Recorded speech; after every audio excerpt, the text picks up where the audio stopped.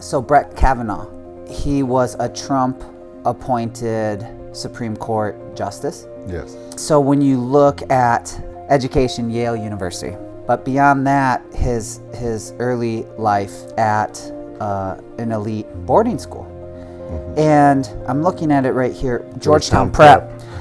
There's some connection with Neil Gorsuch, though. He also went to Georgetown Prep. There you go. Yes. So that's the diving board. So can we talk for a minute? Georgetown Prep, these schools, they're created, they're designed, who attends them, how they're used, I mean, I wouldn't say they started like, come here and you'll become a Supreme Court, but like, yeah.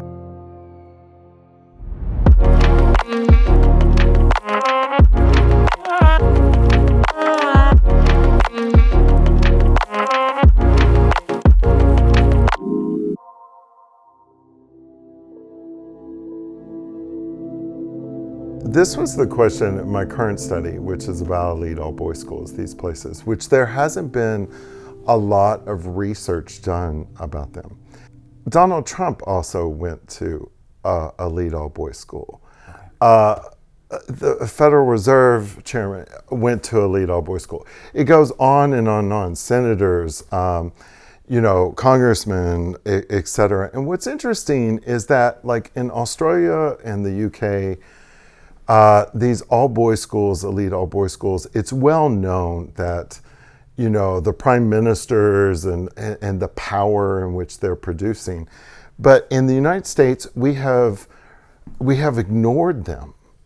We've ignored that they are really the training grounds for producing leaders who dominate American life.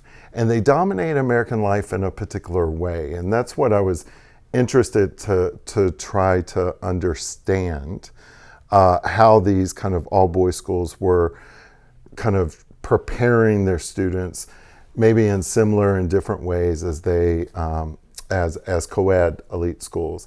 And what I did discover is that they're producing different kinds of elites, and ones that are very traditional, ones that prescribe and are committed to kind of traditional values, conservatism, et cetera. I mean, the Wall Street Journal, which is not the most liberal publication, even identifies Georgetown Prep as a pipeline for the GOP, for the Republican Party. Okay.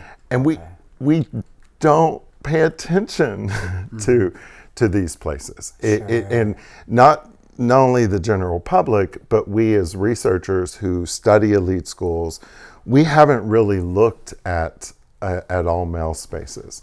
Sure. And part of the reason is that we don't mistakenly consider them as powerful and as elite as they actually are, because part of elite status, in order to have elite status, you must remain relevant.